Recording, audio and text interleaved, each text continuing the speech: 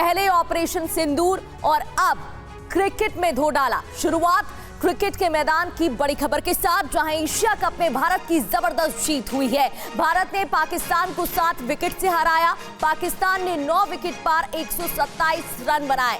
भारत ने 3 विकेट खोकर 131 रन बनाए। 16वें ओवर में 3 विकेट खोकर भारत से जीत हासिल की। तो टीम इंडिया की एक तरफा जीत देखने को मिली, जहां भारत ने 3 विकेट खोकर 131 रन बना लिए। 16वें ओवर में 3 विकेट खोए और भारत ने जीत हासिल की है। तो पाकिस्तान ने 9 विकेट पर 127 रन ही मात्र बनाए हैं। तो पहले ऑपरेशन सिंदूर और अब क्रिकेट के मैदान में भी धो डाला।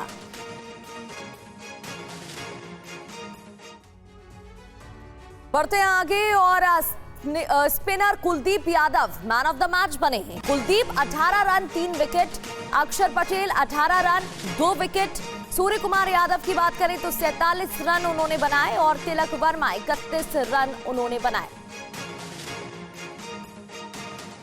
तो पहले भी बताया जा रहा था कि ये जो फील्ड है वो स्पिनर्स के लिए काफी अच्छी रहेगी और spinner Kuldeep Yadav man of the match बने। स्पिनर्स ने बहुत अच्छा प्रदर्शन भी किया मैच के दौरान।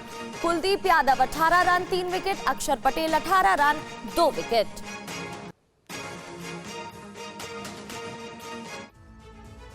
दुबई में पाकिस्तान की बड़ी बेइज्जती भी हुई है, क्योंकि भारतीय खिलाड़ियों ने पाकिस्तानी खिलाड़ियों से हाथ नहीं मिलाया। मैच जीतने के बाद पाकिस्तानी खिलाड़ियों से हाथ नहीं मिलाया। टॉस के बाद भी भारतीय कप्तान सूर्य कुमार यादव ने पाकिस्तानी कप्तान सलमान अली आगा से हाथ नहीं मिलाया। तो ऑपरेशन सिंदूर का असर यहां पर देखने को मिला, जहां हैंडशेक नहीं किया गया, ना मैच जीतने के बाद और ना ही टॉस के बाद। पाकिस्तान को करारा तमाचा कैसे मिला है? दुबई स्टेडियम में पाकिस्तान की घनघोर बेइज्जती हुई है। भारतीय खिलाड़ियों ने पाकिस्तानी खिलाड़ियों से हाथ नहीं मिलाया। भारतीय खिलाड़ियों ने मैच जीतने के बाद हैंडशेक नहीं किया। पाकिस्तानी खिलाड़ी मैदान पर मौजूद थे, लेकिन उसके बाद भी जो रूल होता है, जिस तरीके से स्पोर्ट्समैनशिप दिखाई जाती है, वो दोनों टीमों के बीच में नहीं दिखी। कई कारण। जीत के बाद सूर्य कुमार यादव और शिवम दुबे सीधे ड्रेसिंग रूम में चले गए। टॉस के समय भी कप्तान सूर्य ने पाक कप्तान से हाथ नहीं मिलाया। दोनों एक दूसरे के बगल में खड़े थे, लेकिन सूर्य ने हाथ नहीं मिलाया और मैच खत्म होने के बाद, मैच जीतने के बाद उन्होंने ये भी बयान दिया, ये भी कहा कि ये जो जीत है वो समर्पित है उन जवानों के लिए जो हमारे लिए लड़ाई लड़ते हैं। जीत के बाद कप्तान सूर्य कुमार यादव ने क्या कहा? उन्होंने कहा कि हम पहलगाम के पीड़ित परिवारों के साथ हैं। पाकिस्तान पर जीत को देश की सेना को समर्पित करते हैं। मैच जीतने के बाद सूर्य कुमार यादव का ये बयान सामने आया, जीत देश की सेना को समर्पित है। तो टीम इंडिया की जीत पर देश भर में जश्न का माहौल है। दुबई में दिल्ली तक लोग जश्न मना रहे हैं। टीम इंडिया की जीत पर देश भर में जश्न का माहौल, आतिशबाजी की गई और लोगों ने जश्न मनाया उत्साह के साथ। सुपर संडे कल रहा, जहां पाकिस्तान और भारत का मैच था। ये मुकाबला बहुत ही दिलचस्प रहा और शुरुआत से ही टीम इंडिया ने लीड ले ली थी। हार्दिक पांड्या के विकेट लेने के बाद लोगों की उम्मीदें और भी ज्यादा बढ़ गई थी और टीम इंडिया की जीत के बाद देश भर में जश्न का माहौल भी देखने को मिला। भारत माता के जयकारे लगाते हुए लोगों ने आतिशबाजी की और जश्न मनाया।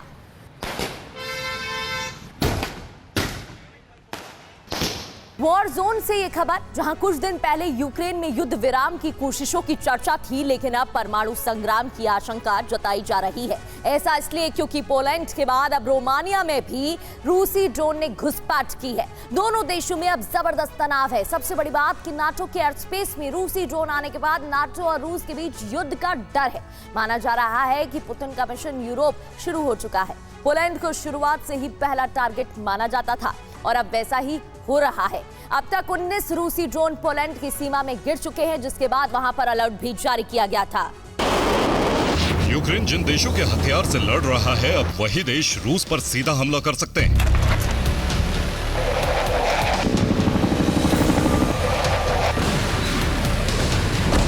यूरोप के जिन देशों से यूक्रेन को मदद मिल रही है वो अब जंग में यूक्रेन का पार्टनर बन सकते हैं।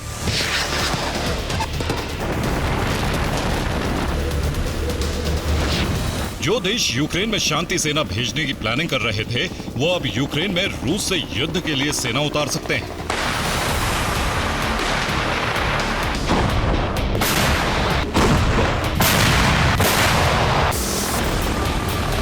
पोलैंड में ड्रोन की घुसपैठ के बाद रूस को संयम और सावधानी रखनी थी, लेकिन हुआ है ठीक उसके उल्ट।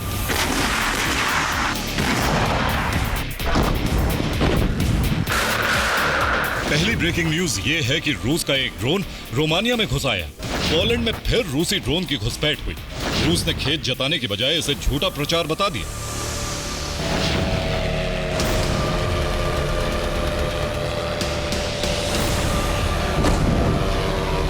अब पोलैंड और रोमानिया का रिएक्शन ऐसा है कि एक छोटा सा ड्रोन नाटो और रूस के बीच सीधी जंग की वजह बन सकता है।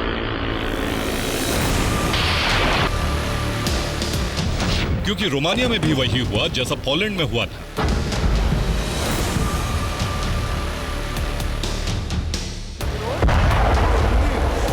पोलैंड में रूसी ड्रोन की घुसपैठ का सिलसिला थमा नहीं और अब रोमानिया में भी रूसी ड्रोन से दहशत मची।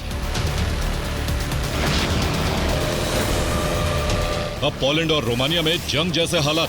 फाइटर जेट हर वक्त हमले के लिए तैयार है।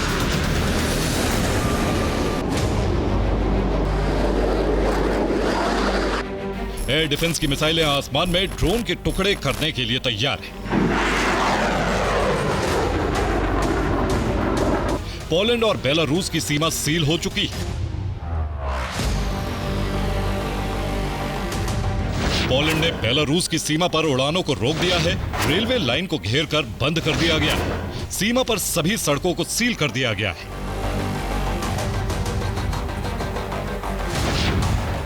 पोलैंड की सेना वॉर मोड में आ चुकी है। रूस की आर्मी ने इस गुस्से को बढ़ाने वाला काम किया है।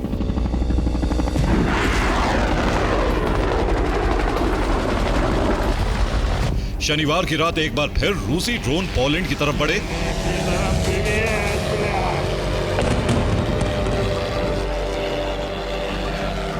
इसके बाद पूर्वी पोलैंड में सायरन बजने लगे। स्विडबेक शहर में अलर्ट जारी कर लोग सुरक्षित जगहों पर चलेंगे।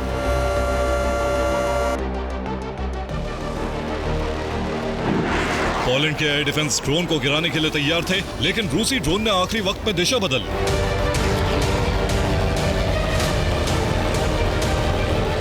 पोलैंड में लोगों को अलर्ट रहने के लिए कहा गया है। पोलैंड की सेना और एयर डिफेंस हाई अलर्ट पर है। पोलैंड के प्रधानमंत्री नाटो देशों के संपर्क में है।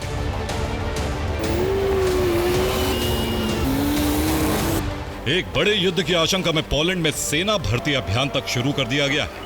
सैनिकों की छुट्टियां कैंसिल कर दी गई।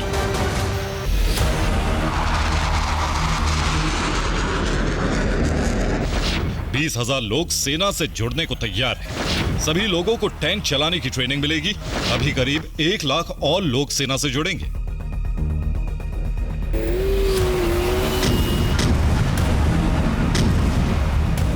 यूरोप के एक बड़े इलाके में इन दिनों बेहद तनाव है। रूसी ड्रोन से निपटने के साथ ही युद्ध की तैयारी शुरू कर दी गई। तो जिस बात का डर था और जिस बात की आशंका थी वो होती नजर आ रही है। रूस बनाम नाटो की जंग की चिंगारी यूरोप के 2 देशों में तनाव की वजह से भड़क रही है। पोलैंड में युद्ध की तैयारी शुरू हो गई है और सेना हाई अलर्ट पर है। बेलारूस बॉर्डर पर माहौल युद्ध जैसा है।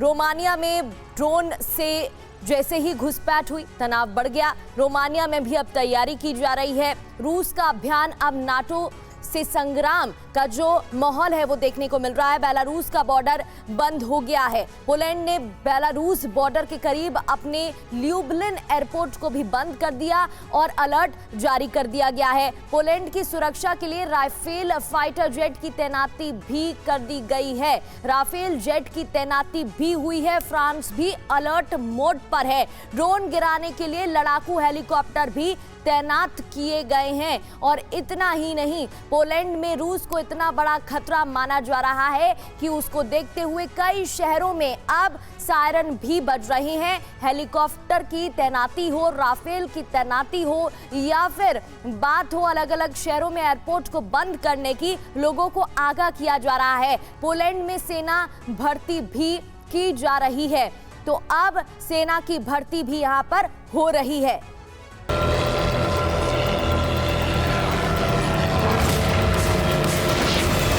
पोलैंड में रूसी ड्रोन के सबूत दुनिया के सामने कई तस्वीरों के जरिए आ चुके हैं, लेकिन रूस इस पर खेद जताने के बजाय इसे झूठ करार दे रहा है।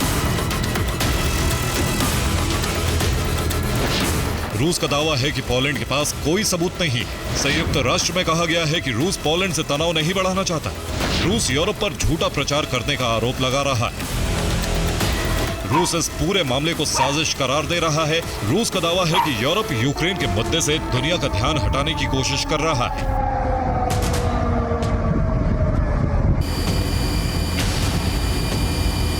रूस का दावा है कि यूक्रेन युद्ध को विस्तार देने के लिए ऐसे हमले करवा सकता है, लेकिन इन आरोपों के बीच पोलैंड ने दावा किया है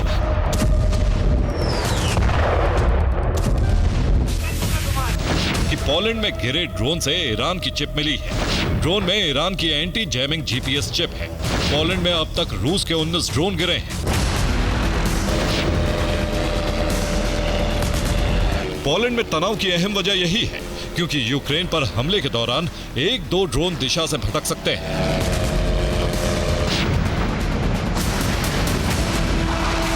लेकिन पोलैंड में 19 ड्रोन की घुसपैठ साबित करती है कि यह रूस की प्लानिंग का नतीजा है।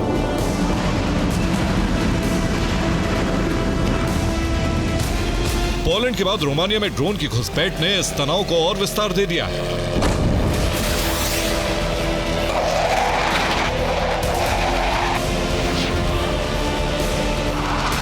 ज़ेलेंस्की का दावा है रूसी सेना को इसकी जानकारी होती है कि ड्रोन कहां तक जाएगा, कितनी देर हवा में रहेगा और कहां गिरेगा। यह कोई संयोग, गलती या कुछ निचले स्तर के कमांडर का काम नहीं हो सकता। लेकिन ये मामला शांत होने की बजाय इतना बढ़ता क्यों जा रहा है? क्योंकि रूस और नाटो में तनाव बढ़ने की बड़ी वजह पोलैंड के बाद रोमानिया में रूसी ड्रोन की घुसपैठ है। रूसी ड्रोन रोमानिया में 10 किलोमीटर भीतर तक गया। रूसी ड्रोन रोमानिया के आसमान के चक्कर भी लगाता रहा। रिपोर्ट्स के मुताबिक नाटो के एयर स्पेस में रूसी ड्रोन 50 मिनट तक उड़ता रहा। रोमानिया के 2 F-16 फाइटर जेट से ड्रोन का पीछा भी किया गया। बाद में रूसी ड्रोन रोमानिया की सीमा के भीतर ही गिर गया। एक्सपर्ट्स मान रहे हैं कि रूस यूरोप को डराकर यूक्रेन में हथियार सप्लाई रुकवाने की कोशिश में है।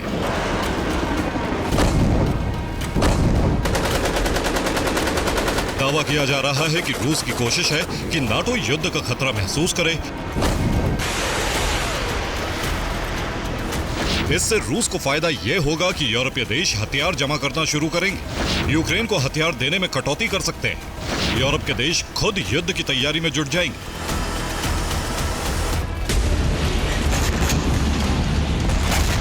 पोलैंड नाटो का सदस्य है और आर्टिकल 4 पहले से ही लागू किया जा चुका है। ऐसे में पोलैंड बॉर्डर पर बढ़ते तनाव को विश्व युद्ध का काउंटडाउन भी कहा जा रहा है।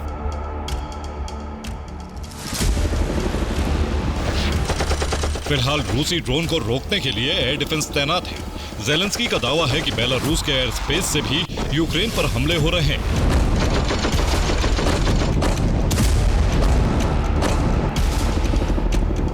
और यहीं से पोलैंड के साथ युद्ध की शुरुआत हो सकती है।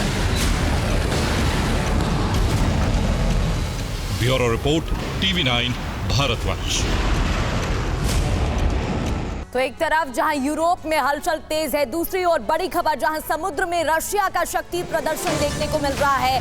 ओनिक्स एंटी शिप मिसाइल का टेस्ट किया जा रहा है। ओनिक्स से 350 किलोमीटर दूर टारगेट नष्ट किया जा सकता है। पैसिफिक फ्लीट ने युद्ध अभ्यास किया है, तो शक्ति प्रदर्शन करने में जुटा हुआ है रशिया। एक तरफ जहां यूरोप में हलचल तेज है, अलर्ट मोड पर है अलग अलग देश, और दूसरी ओर रशिया की बात करें तो पैसिफिक फ्लीट ने युद्ध अभ्यास किया।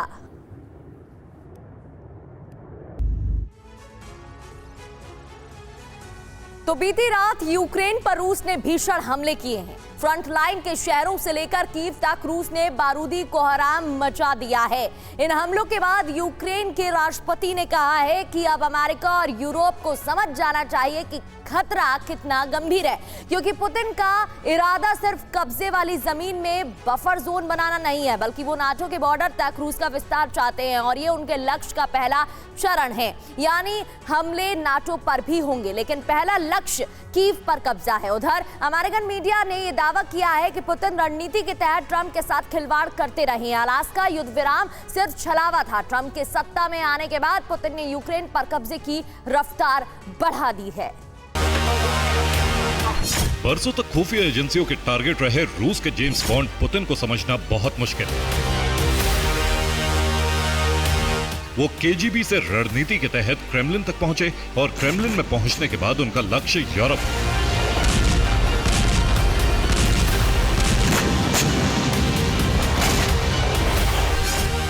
अलास्का समिट से पहले और उसके बाद ट्रंप ने सार्वजनिक मंचों से कई बार कहा कि उनके संबंध पुतिन से बहुत अच्छे हैं। यहां तक कि अलास्का समिट के बाद बुलाई गई यूरोपीय देशों की बैठक में हॉट माइक पर वो फ्रांस के राष्ट्रपति इमैनुअल मैक्रों से ये कहते सुने गए कि पुतिन उनके लिए युद्ध विराम को तैयार है।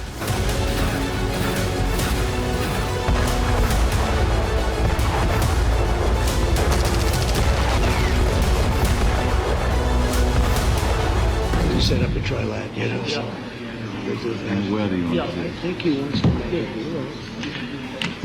I think he wants to make a deal for me. You understand? I think as crazy as it sounds. Just sit down.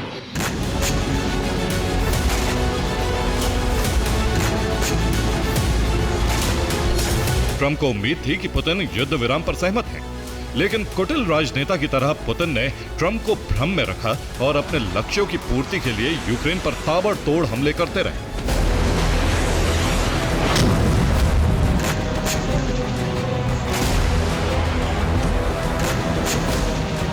अब अमेरिकन मीडिया ने आंकड़ों के साथ रिपोर्ट पेश की है कि किस तरह ट्रंप के साथ पुतिन खिलवाड़ करते रहे। पुतिन ने ट्रंप को एक बार फिर यह बता दिया है कि युद्ध विराम उनकी प्राथमिकता नहीं, बल्कि 100% यूक्रेन पर कब्जा ही एकमात्र लक्ष्य है।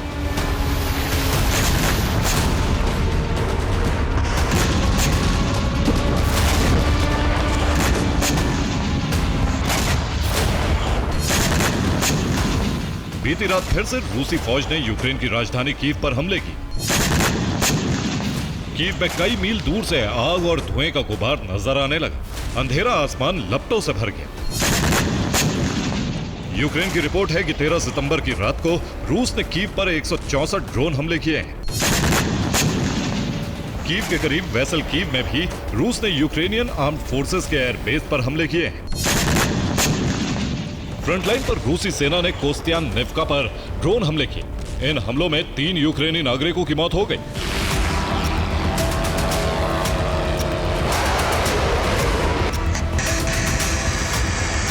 अब बड़ी खबर, डोनेस्क में रूसी गोदाम में ब्लास्ट हुआ। रूस का हथियार भंडार ध्वस्त कर दिया गया। यूक्रेन की सेना ने हमला किया है। तो डोनेस्क में रूसी गोदाम में ब्लास्ट की खबर है। ये तस्वीरें आप देख रहे हैं। देखिए कैसे अचानक से धमाका होता है, ब्लास्ट होता है, और ये रूस का हथियार भंडार है जहां पर धमाका हुआ, ब्लास्ट किया गया, जिसके बाद ये ध्वस्त हो गया।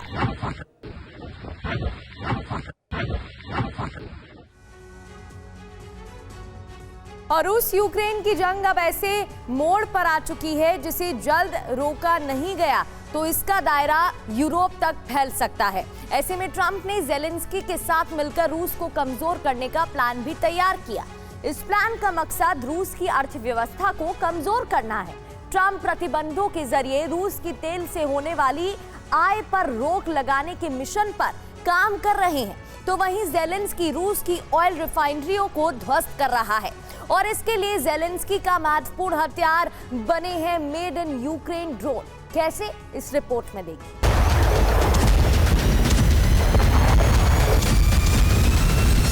लाखों संख्या में सैनिक,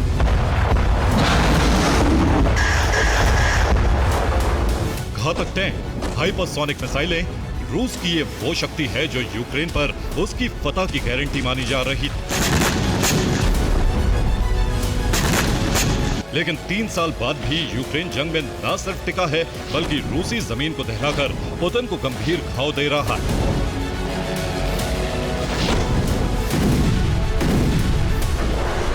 और ये सब कुछ संभव हुआ है यूक्रेन के छोटे लेकिन बड़ी तबाही मचाने वाले ड्रोन्स की बदौलत,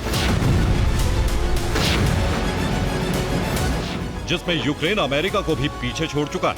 ये दावा किसी और ने नहीं बल्कि डोनाल्ड ट्रंप के विशेष दूत कीथ केलॉग ने किया है। कीव दौरे पर गए केलॉग ने 4 बड़ी बातें कही। पहली, ड्रोन उत्पादन में यूक्रेन टॉप पर है। दूसरी, शायद यूएस भी यूक्रेन से पीछे है। तीसरी, ईयू सदस्य बनने के लिए यह अच्छा तर्क है। और चौथी, यूएस यूक्रेन से कई ड्रोन सौदे कर सकता है। साफ है, ड्रोन उत्पादन में यूक्रेन का कोई जवाब नहीं, जो रूस की सबसे बड़ी टेंशन बना हुआ है। यूक्रेनी ड्रोन रूस के कई किलोमीटर अंदर घुसकर तबाही मचा रहे हैं और रूसी डिफेंस सिस्टम इन ड्रोन का कुछ नहीं बिगाड़ पा रहे। बीते 24 घंटे में यूक्रेन ने रूस में 340 ड्रोन हमले किए हैं। इन हमलों में एक ऑयल पोर्ट को टारगेट किया गया, 3 ऑयल रिफाइनरी पर हमले किए गए, वहीं एक केमिकल फैक्ट्री को तबाह कर दिया।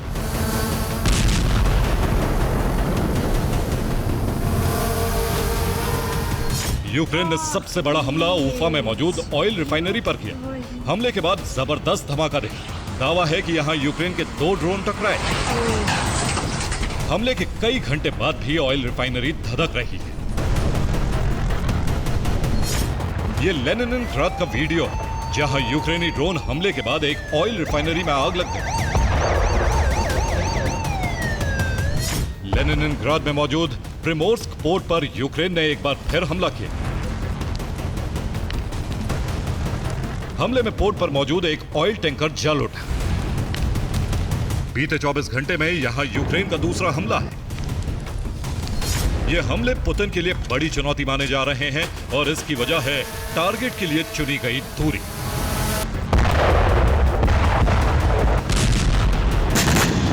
और रूस यूक्रेन युद्ध शुरू होने के बाद ऐसा पहली बार है जब यूक्रेन ने एक ही दिन में 5 ऐसे टारगेट को हिट किया है जो यूक्रेन बॉर्डर से करीब 1000 या उससे ज्यादा किलोमीटर दूर मौजूद हैं। यूक्रेन ने रूस के पनक्राई में एक केमिकल प्लांट को निशाना बनाया और ये केमिकल प्लांट यूक्रेन बॉर्डर से करीब 1800 किलोमीटर दूर है। यूक्रेन ने उफा पर भी हमला किया। यहाँ एक ऑयल रिफाइनरी पर रूसी ड्रोन कहर बनकर टूटे। ये रिफाइनरी यूक्रेन बॉर्डर से 1400 किलोमीटर दूर है। यूक्रेन का तीसरा बड़ा टारगेट है बशकोर्तोस्तान, जो यूक्रेन बॉर्डर से 1500 किलोमीटर दूर है। यहाँ एक ऑयल रिफाइनरी पर ड्रोन हमले भी किए गए हैं। एक एक कर टारगेट किया जा रहा है। इतना ही नहीं, बाल्टिक सागर से सटे लेनिनग्राद पर भी रूस ने ड्रोन अटैक किया है और ये करीब 950 किलोमीटर दूर किरीशी ऑयल रिफाइनरी ड्रोन हमले से धधक उठी है। एक एक कर इकोनॉमिकली वीक करने की कोशिश की जा रही है। और इसके अलावा प्रिमोर्स्क पोर्ट पर भी यूक्रेन ने अटैक किया। बॉर्डर से 900 किलोमीटर दूर मौजूद इस रूसी ऑयल पोर्ट पर 24 घंटे में दूसरी बार ड्रोन दागे गए हैं।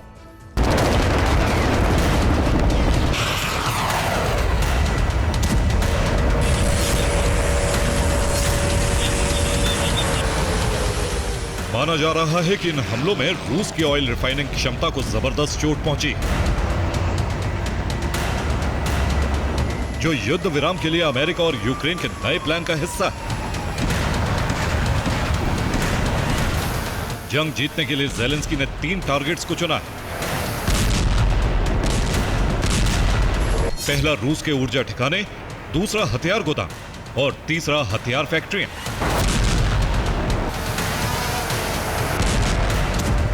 अगर ज़ेलेंस्की का यह प्लान कामयाब होता है तो रूस के लिए लंबे वक्त तक जंग लड़ना बेहद मुश्किल होगा।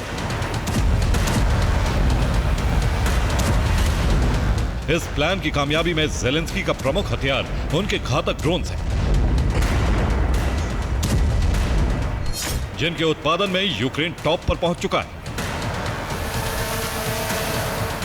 2022 में यूक्रेन में 10 से भी कम ड्रोन बनाने वाली स्टार्टअप कंपनियां थी। आज 2025 में यूक्रेन में 1000 से ज्यादा छोटी बड़ी कंपनियां ड्रोन उत्पादन से जुड़ी हैं। 2022 में यूक्रेन में महज 7 अलग अलग मॉडल के ड्रोन बनाए जाते थे, जबकि 2025 में 80 अलग अलग ड्रोन के मॉडल तैयार किए जा रहे हैं। यूक्रेन की ड्रोन इंडस्ट्री कितनी तेजी से बढ़ी है, इसका अंदाजा इन आंकड़ों से लगाया जा सकता है। 2022 में यूक्रेन में सालाना 200 से भी कम ड्रोन बनाए जाते थे। 2023 में यह आंकड़ा सालाना 2 लाख ड्रोन के निर्माण तक पहुंच गया। 2024 में यूक्रेन ने 22 लाख ड्रोन बनाए, जबकि सितंबर 2025 तक यूक्रेन 40 लाख ड्रोन तैयार कर चुका है। यूक्रेनी राष्ट्रपति जानते हैं कि वो टैंक और मिसाइलों के दम पर रूस से नहीं जीत सकते। उन्हें रूस को आर्थिक तौर पर कमजोर करना होगा और ऐसा सिर्फ ड्रोन से ही संभव है। यही वजह है कि यूक्रेनी ड्रोन ब्रिगेड की गतिविधियां लगातार जंग में बढ़ती जा रही हैं और वो रूस के तेल ठिकानों और रिफाइनरियों को टारगेट कर रही है। इस बीच डोनाल्ड ट्रंप ने भी साफ कर दिया है, अगर रूस को तेल से मिलने वाला पैसा बंद हो जाए तो वो जंग में नहीं टिक पाएगा। उन्होंने अपने एक बयान में कहा, मैं रूस पर कड़े प्रतिबंध लगाने के लिए तैयार हूं, लेकिन नाटो देशों को भी ऐसा ही करना होगा। उन्हें रूस से तेल खरीदना बंद करना होगा। चीन पर भी 50 से 100% टैरिफ लगाएंगे। अगर नाटो देश मेरी बात मानते हैं तो युद्ध तुरंत खत्म हो जाएगा। साफ है, एक तरफ यूक्रेन ड्रोन हमले कर रूस को कमजोर करने की कोशिश में है, तो वहीं दूसरी तरफ ट्रंप तेल प्रतिबंधों के जरिए रूस की आय स्रोत को बंद करने की तैयारी में है, ताकि पैसों की कमी के चलते पुतिन जंग रोकने के लिए मजबूर हो जाए। हालांकि रूसी राष्ट्रपति ने ऐलान कर दिया है कि ट्रंप ज़ेलेंस्की का यह प्लान भी फेल होने जा रहा है। पुतिन ने साफ कर दिया, उनकी प्राथमिकता यूक्रेन की तबाही और रूस की जीत है, फिर चाहे इसके लिए उन्हें कितना ही बड़ा जोखिम क्यों ना उठाना पड़े। Bureau report, TV9 Bharatvarsh. और सूमी में यूक्रेन का पलटवार भी देखने को मिला। सूमी के 2 गांव को कब्जे से छुड़ाया गया है। रूसी सेना वापस लौटने पर मजबूर है। सूमी के 2 गांव को कब्जे से छुड़ाया गया है।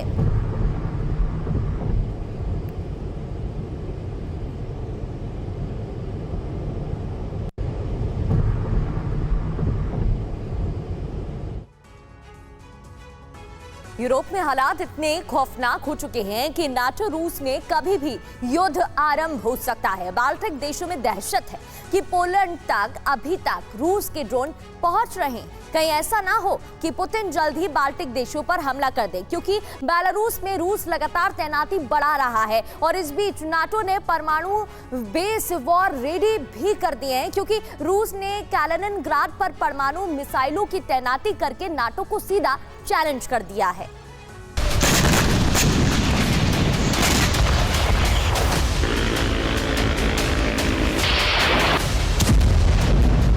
बस एक कदम और यूरोप में विध्वंस। इतनी तबाही होगी कि यूरोप का हर एक देश कांप उठेगा।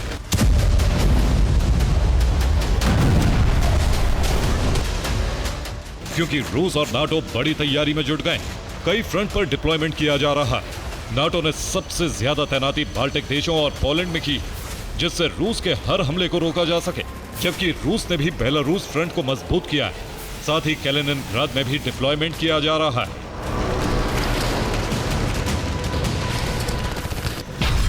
ये कैलिनिनग्राड से आई तस्वीरें हैं, जहां रूस की इस्कंदर मिसाइल को तैनात किया गया है। इसके लिए रूस से कई मिसाइलों को शिफ्ट किया गया। इस्कंदर को अलर्ट मोड पर रखा जाएगा, जिससे वो हमले के लिए तुरंत तैयार रहे।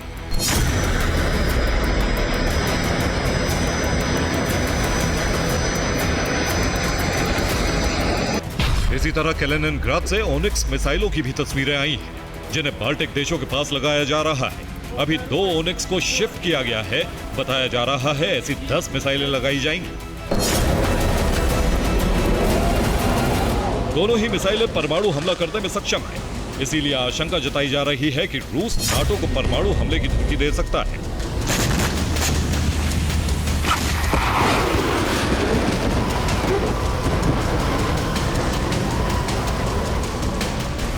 इस बीच नाटो को खतरे का आभास है। यही वजह है नाटो न्यूक्लियर अम्ब्रेला बनाने की तैयारी में है। यूरोप में फ्रांस और ब्रिटेन के पास ही परमाणु ताकत है। इसीलिए वो दोनों मिलकर रूस के पास एटमी हथियार तैनात कर सकते हैं। हालांकि इसके लिए अमेरिका से भी मदद मांगी जा रही है।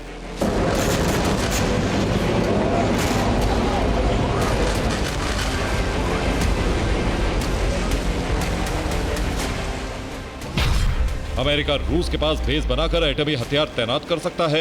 पहला बाल्टिक देश एस्टोनिया है, जिसकी सरहद रूस से लगती है। मॉस्को से उसकी दूरी 860 किलोमीटर, जबकि दूसरे बाल्टिक देश की मॉस्को से दूरी 850 किलोमीटर। इसी तरह तीसरे बाल्टिक देश लिथुआनिया में नाटो का बेस है, जिसकी मॉस्को से दूरी 790 किलोमीटर। पोलैंड में अमेरिका ने परमाणु हथियार तैनात किए हैं, जो मॉस्को से 1150 किलोमीटर दूर है। इसी तरह नॉर्वे बेस से मॉस्को 1392 किलोमीटर दूर पड़ता है, जबकि रोमानिया में भी सैन्य ठिकाना बना रहा है, जहां से 1330 किलोमीटर दूर मॉस्को पर हमला कर सकता है। फिनलैंड और रूस का बॉर्डर आपस में लगा हुआ है। फिनलैंड से क्रेमलिन की दूरी 1300 किलोमीटर है। इसी तरह बुल्गारिया के बेस से भी 1630 किलोमीटर दूर मॉस्को पर अमेरिका हमला कर सकता है। सिर्फ न्यूक्लियर बेस ही नहीं, बल्कि बाल्टिक और काला सागर में भी नाटो बड़ी तैनाती कर रहा है। ब्रिटेन ने काला सागर में अपने वॉरशिप भेज दिए हैं, जबकि बाल्टिक में नॉर्डिक देश और जर्मनी मोर्चा संभाल रहे हैं।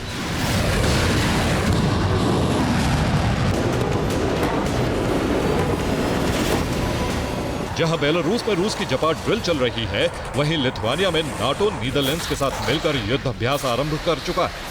यह सीधे तौर पर रूस को जवाब है कि नाटो हर परिस्थिति के लिए तैयार है। नाटो की यह तैनाती पोलैंड से एकदम अलग है। पोलैंड में तो पहले से ही अभेद्य दीवार बनाई जा रही, लेकिन रूस पर दबाव बनाने के लिए पोलैंड के अलावा लिथुआनिया फ्रंट को भी एक्टिव कर दिया गया है, जिससे रूस बैकफुट पर आ जाए। दिल्ली में धौला कुआं के पास भीषण सड़क हादसा हो गया। BMW कार और बाइक की जोरदार टक्कर हुई है। तस्वीरें आप इसी से जुड़ी देख रहे हैं।